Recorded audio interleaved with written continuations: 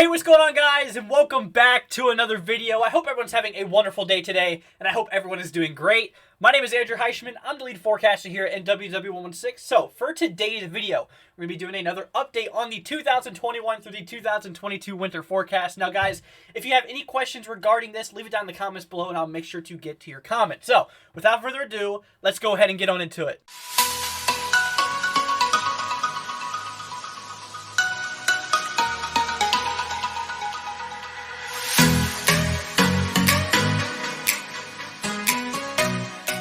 Anyways, guys, we are trying to reach 100 subscribers by the end of this year, so if you guys could, make sure you hit that subscribe button as well as leave a like. It'll be greatly appreciated. You guys are honestly amazing, and I appreciate every single one of y'all's supports. But anyways, guys, without further ado, let's go ahead and get on into it. Alrighty, guys, so we're taking a look at the models in terms of the forecast for the ENSO. Basically, taking a look at those, sea surface temperatures near the equator of the Pacific Ocean. So, if you look towards the bottom of the graph, you might see some kind of weird letters in terms of things. So, I'm going to explain what this is. So, if you look towards the bottom, you might see like O and D. So basically what this is it takes the first letter of every single month.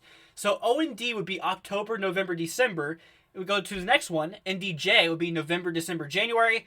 DJF, December, January, February. So, for the winter season, typically winter starts in the Northern Hemisphere at the end of December. So, December, January, and February are your heart months of winter. So, that's the area that we need to be paying attention to. So, if we follow the graph here, go to DJF, this is December, January, February. We look up at the color table here. So basically the green is the statistical average. The red is the dynamic average. So basically we need to go between those 2 points. So if we go to December, January, February, right between the statistical and the dynamic average, we are clocking in at around a negative 0.1 degrees Celsius cool down compared to normal conditions. So to be classified as a La Nina, you need to have the sea surface temperatures negative 0.5 and lower to be classified as a La Nina, in which, guys, this is forecasted to be around -1. So therefore, a moderate La Nina is forecasted for this winter. So in terms of what that means, we'll get into here in 1 second. So let's go ahead and take a look here at this next graph. This is actually terms of probability, so we'll see what that's all about. Alrighty, guys, so we're taking a look here at the probability for the La Nina, El Nino, and the neutral conditions. So basically, what this is showing. So the blue bars is showing the probability of having a La Nina. The gray bar is basically showing the probability of having a neutral condition, so basically your normal conditions.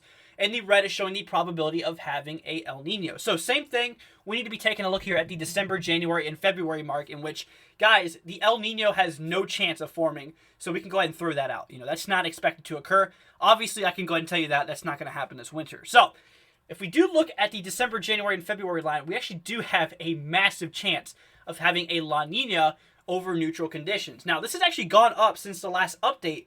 If you guys would have paid attention, that neutral zone was a lot more higher. That La Nina probability was a lot lower. So, in terms of the December, January, and February mark, we're talking at around a 92% chance of having a La Nina. And guys, right now, I'm going to go ahead and say we are already in a La Nina, and which we'll actually take a look at that more here in a moment. So, we actually do have a small sliver of near neutral conditions, kind of under the 10% zone, kind of around 8. So basically a 92% chance of seeing La Nina, an 8% chance of seeing neutral conditions, and El Nino is totally out of the picture. So let's go ahead and take a look at what the La Nina typically means for the winter across the United States.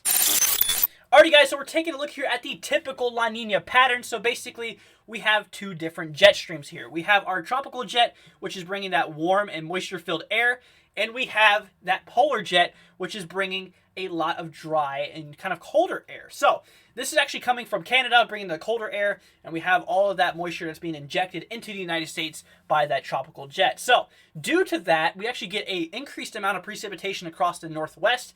Not to mention, we have those colder temperatures mixing in from that, that cold air mass that's moving in. So not to mention, you have a lot of precipitation, you have a lot of cold temperatures across the upper Northwest. It is going to be a crazy year in which that's actually forecasted for this season. So we do continue to follow, so this tropical jet does kind of shoot its way through the country into the Ohio Valley, in which, this actually is increasing the chances for precipitation across the Ohio Valley as well. Not to mention, you have that polar air moving its way across bits of the northern Ohio Valley, which, guys, in some instances, you could get some mixing going on in which we could actually see some decent storms occurring. So, If we look at the southeast, we actually do have some near warm conditions across bits of the southeast here. It's typically more warmer here with your La Nina pattern. Typically a little bit more dry too, but mostly dry across bits of the southwest. So this is basically showing that, maybe some droughts might occur across that area. So let's go ahead and take a look here at the current status in terms of what ENSO is currently showing us. Alrighty guys, so we're taking a look here at the current index in terms of what is going on in the Pacific Ocean as we speak. So before we do that, let's go ahead and zoom all the way back to the beginning of September, towards the beginning here part of the graph. So, we're actually chilling right about that ENSO neutral zone, just under 0 to about negative 0.5. Now, further down the line, we do get a lot more cooling that occurs in the, pretty much the equator part of the Pacific Ocean, in which, the anomaly really does tank. So we go ahead and, we continue to drop for several months now until we reach November 1st, in which we're already looking here as of November 1st at around a -1, which that's a moderate La Nina. Now, there's something interesting that really happens during the first week of November. We suddenly get a lot of warming that happens across bits of the equator of the Pacific, which actually allows the values to crank back up.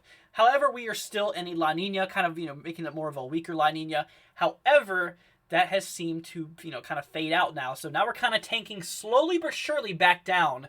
And right now, we're talking at a value of, of around negative 0.8, in which, guys, those models were showing us going back down near -1. So, what is forecasted is a La Nina for this winter, in which we already saw what the impacts are of that. And we're actually already in a La Nina as well. So there's one more thing I want to go over with you guys. It's actually a pretty decent factor I'm going to be adding into these videos now. We're going to be taking a look at the NAO, or the North Atlantic Oscillation. So let's go ahead and take a look at that. Alrighty guys, so we're taking a look here at the current North Atlantic Oscillation in terms of what is currently going on right now. So, we're going to go ahead and explain this here for a second. So let's go ahead and keep in mind that our latest value is at around 0.7. So basically we are in a positive NAO. So if we go ahead and take a look here at this graph right here, on the left side it shows a positive NAO. So we are actually in a positive NAO at the moment. So typically with this, you typically do see warmer conditions across the southeast, Ohio Valley, mid-Atlantic, and into the northeast, as you can see here. And then there's less blocking going on in the central parts of the Atlantic, in which, honestly, this is allowing for a lot less nor'easters to occur. Now, keep in note that this can change during the winter, and it can basically turn into a negative NAO. So if it turns into a negative NAO, we get some, really, decent blocking going on across bits of the central Atlantic, which allows for the threats for more nor'easters, as well as, more cold and snowy conditions across bits of the southeast, mid-Atlantic, Ohio Valley, and into the northeast. However, right now, we are on, we're basically in a La Nina and in a positive NAO. So basically across the southeast, no matter what, for both your La Nina and your positive NAO, we're looking at a above average temperature. So, alrighty guys, so that's going to wrap it up for today's video. If you guys did enjoy it, make sure you leave a thumbs up and don't forget to subscribe. You guys are honestly amazing, and I'm very, very thankful for all y'all support. But anyways, guys, like I said, we are trying to reach that 100 subscriber mark, so if you guys could, make sure you hit that subscribe button as well as leave a like. It'll be greatly appreciated. You guys are honestly amazing, and I appreciate all y'all support. But anyways, guys, we're going to continue to update this to you guys. If you have any questions, make sure you leave it down in the comments below. But anyways, guys, I'll catch you all in the next video.